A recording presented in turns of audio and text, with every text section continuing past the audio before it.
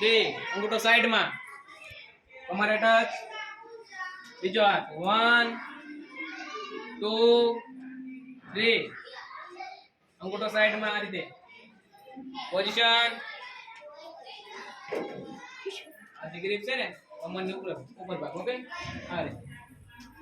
હવે upper cut માં જો આ રીતે ફેસ ઉપર લાગે બરોબર એમાં નાક ઉપર વધારે 1 2 3 4 બરોબર એક પંચ ની જરૂર છે ખાલી એક પંચ જો જોરથી મારી ગયો તો નાકમાંથી લોહી નીકળી જાય બરોબર પંચ અડી ગયો તો બેહોશી થઈ જાય ચલો ઉપર કટ પંચ 1 ઉપર કટ આપણે નાક ઉપર 2 3 4 5 6 7 8 9 10 okay position